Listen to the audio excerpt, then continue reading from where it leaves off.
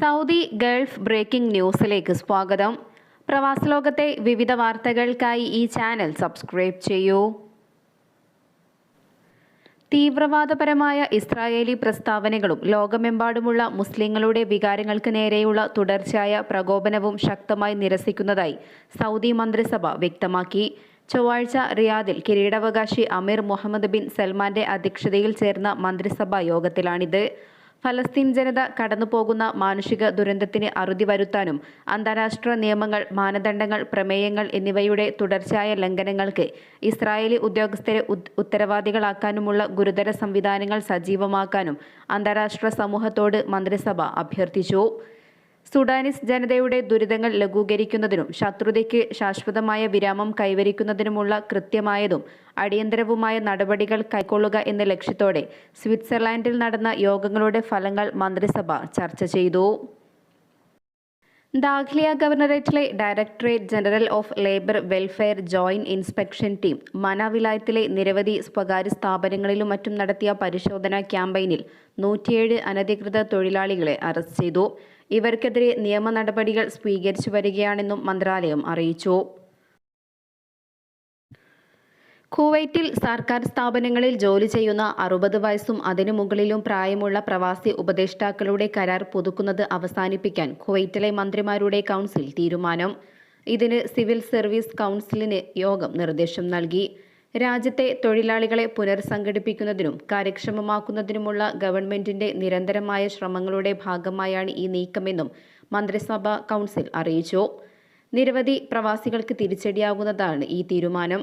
കഴിഞ്ഞ മെയ് മാസത്തിൽ പുതിയ മന്ത്രിസഭ അധികാരത്തിൽ വന്നതിനു ശേഷം നടപ്പിലാക്കുന്ന ശക്തമായ സ്വദേശിവൽക്കരണ നീക്കത്തിന്റെ ഭാഗമായാണ് ഈ നടപടി. അടുത്ത വർഷം മാർച്ച് 31 മുമ്പായി ഈ മേഖലയിൽ ജോലി ചെയ്യുന്ന 60 വയസ്സ് കഴിഞ്ഞ എല്ലാ പ്രവാസികളുടെയും സേവനം അവസാനിപ്പിക്കാനാണ് തീരുമാനം.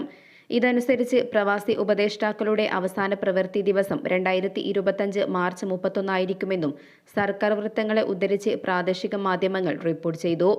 ഈ തീരുമാനം അന്തിമമാണെന്നും ഇതിൽ ഏതെങ്കിലും രീതിയിലുള്ള മാറ്റങ്ങളോ ഇളവുകളോ ഉണ്ടായിരിക്കില്ലെന്നും അധികൃതർ കൂട്ടിച്ചേർത്തു. ഈ പുതിയ നയത്തിന്റെ ഭാഗമായി സർവീസിൽ നിന്നും പിരിച്ചുവിടപ്പെടുന്ന പ്രവാസി ഉപദേഷ്ടാക്കൾക്ക് പെൻഷൻ, ബോണസ് തുടങ്ങിയ ആനുകൂല്യങ്ങൾക്ക് അർഹതയുണ്ടാകില്ലെന്ന വ്യവസ്ഥയും തീരുമാനത്തിൽ ഉൾപ്പെടുന്നു.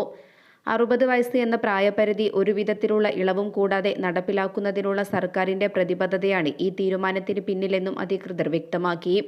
എന്നാൽ ഇതിന്റെ സ്വഭാവം എന്തായിരിക്കുമെന്ന കാര്യത്തിൽ വ്യക്തതയില്ല. രാജ്യത്ത് കുതിച്ചുയരുന്ന താപനിലയും വർദ്ധിച്ച ഉപഭോഗവും കാരണം കുവൈറ്റിലെ വൈദ്യുതി ശൃംഖലയ്ക്ക് ലോഡ് താങ്ങാനാകാത്ത സ്ഥിതിയാണെന്ന് പ്രാദേശിക മാധ്യമങ്ങൾ റിപ്പോർട്ട് ചെയ്തു. വൈദ്യുതി ഉപയോഗം ചൊവ്വാഴ്ച അതിന്റെ റെക്കോർഡിൽ എത്തിയതായി അധികൃതർ അറിയിച്ചു. വൈദ്യുതി ആവശ്യകത സൂചിക റെക്കോർഡ് നിലയിലേക്ക് ഉയർന്നു. അത് അപകടകരമായ നിലയിലേക്ക് അടുക്കുന്നതായും അൽ ഖബസ് പത്രം റിപ്പോർട്ട് ചെയ്തു. ചൊവ്വാഴ്ച ഉച്ചകഴിഞ്ഞ് 2 മണിയോടെ വൈദ്യുതി ഉപയോഗം 17,640 മെഗാവാട്ടിലെത്തി. രാജ്യത്തെ താപനില 50 ഡിഗ്രി സെൽഷ്യസിൽ എത്തിയതിനെ തുടർന്നാണ് വൈദ്യുതി ഉപയോഗത്തിൽ കുത്തനെയുള്ള വർധനവുണ്ടായത്. അടിയന്തര ഘട്ടങ്ങളെ നേരിടാനും പ്രശ്നങ്ങൾക്ക് പരിഹാരം കാണുന്നതിനുമായി വൈദ്യുതി, ജലം, പുനരുൽപാദക ഊർജ്ജ മന്ത്രാലയം അതിന്റെ എമർജൻസി ടീമുകളെ സജീവമാക്കിയിട്ടുണ്ട്. ദമാം വിമാനത്താവളത്തിൽ നിന്നും ജുബൈലിലേക്കുള്ള റോഡ് യാത്രക്കാർക്കായി വീണ്ടും തുറന്നു. അറ്റകുറ്റപ്പണികൾക്കായി 2 മാസത്തിലേറെയായി റോഡ് അടച്ചിട്ടിരിക്കുകയായിരുന്നു. ജുബൈലിൽ നിന്നും വിമാനത്താവളത്തിലേക്ക് പോകാനായി ദൈർഘ്യമുള്ള മറ്റ് റോഡുകളെയാണ് ആശ്രയിച്ചിരുന്നത്. വളരെയധികം സമയം കൂടുതലെടുത്താണ് യാത്രക്കാർ വിമാനത്താവളത്തിൽ എത്തിയിരുന്നതും. വളരെ നേരത്തെ ഇറങ്ങേണ്ടതിന് പുറമെ അധിക ടാക്സി നിരക്കും നൽകേണ്ടി വന്നിരുന്നു. അതോടൊപ്പം വിമാനത്താവളത്തിനോടനുബന്ധിച്ച് താൽക്കാലികമായി പാർക്ക് ചെയ്യുന്നവർക്ക് 1 മണിക്കൂർ വരെ പാർക്കിംഗ് ഫീസ് ഒഴിവാക്കിയിട്ടുണ്ടായിരുന്നു. US ആസ്ഥാനമായുള്ള ഇലക്ട്രിക് വെഹിക്കിൾ ചാർജിംഗ് സൊല്യൂഷൻ പ്രൊവൈഡറായ ലൂപ്പ് ഗ്ലോബൽ അടുത്ത വർഷത്തോടെ UAEയിൽ ഇലക്ട്രിക് വാഹനങ്ങൾക്കായുള്ള 1000 ചാർജിംഗ് യൂണിറ്റുകൾ സ്ഥാപിക്കാൻ ഒരുങ്ങുന്നു. UAEയുടെ EV ഇൻഫ്രാസ്ട്രക്ചറിൽ വലിയ മാറ്റമാണ് ഇതിലൂടെ ഉണ്ടാകാൻ പോകുന്നതെന്ന് അധികൃതർ അറിയിച്ചു. ഇതിന്റെ ഭാഗമായി കാലിഫോർണിയ ആസ്ഥാനമായുള്ള കമ്പനിയുടെ പ്രാദേശിക ആസ്ഥാനം അബുദാബിയിൽ തുറന്നു. സുസ്ഥിര ഗതാഗത പരിഹാരങ്ങൾക്കായുള്ള UAEയുടെ വർദ്ധിച്ചുവരുന്ന ആവശ്യത്തെ പിന്തുണയ്ക്കുകയും അതിന്റെ ശുദ്ധമായ ഊർജ്ജ ലക്ഷ്യങ്ങൾ മുന്നോട്ട് കൊണ്ടുപോകുകയും ചെയ്യുക എന്ന ലക്ഷ്യത്തിന്റെ ഭാഗമാവുകയാണ് ലൂപ്പ് ഗ്ലോബൽ എന്ന് കമ്പനി പ്രസിഡന്റും സഹസ്ഥാപകനുമായ സാക് മാർട്ടിൻ അറിയിച്ചു. താമസസ്ഥലം, ജോലിസ്ഥലം, പൊതുസ്ഥലങ്ങൾ എന്നിവയ്ക്കായി hi-tech level 2 DC fast charging സംവിധാനങ്ങളാണ് കമ്പനി സ്ഥാപിക്കുന്നത്. അതിന്റെ ഫ്ലാഗ്ഷിപ്പ് ഫ്ലെക്സ് ഇൻഫിനിറ്റി സംവിധാനങ്ങൾ യാത്രാവാഹനങ്ങൾക്കും വാണിജ്യ വാഹനങ്ങൾക്കും അനുയോജ്യമാണ്. ഈ സംവിധാനങ്ങൾ അതിവേഗ ചാർജിംഗ് സൗകര്യം വാഗ്ദാനം ചെയ്യുന്നു. UAE സർക്കാർ രാജ്യത്തെ വിസ നിയമ ലംഘകർക്കായി നേരത്തെ പ്രഖ്യാപിച്ച 2 മാസത്തെ പൊതുമാപ്പുമായി ബന്ധപ്പെട്ട നിബന്ധനകളും നിർദ്ദേശങ്ങളും പുറത്തുവിട്ട് federal authority for identity and citizenship customs port security. UAEയിൽ അനധികൃതമായി താമസിക്കുന്നവർക്ക് ഒന്നുകിൽ പുതിയ വിസയിലേക്ക് മാറി തങ്ങളുടെ റെസിഡൻസി സ്റ്റാറ്റസ് ക്രമപ്പെടുത്താനോ അല്ലെങ്കിൽ പിഴയടക്കാതെ രാജ്യം വിടാനോ ഉള്ള അവസരമാണ് സെപ്റ്റംബർ 1 ഞായറാഴ്ച ആരംഭിക്കുന്ന 2 മാസത്തെ UAE വിസ പൊതുമാപ്പ് പ്രോഗ്രാം.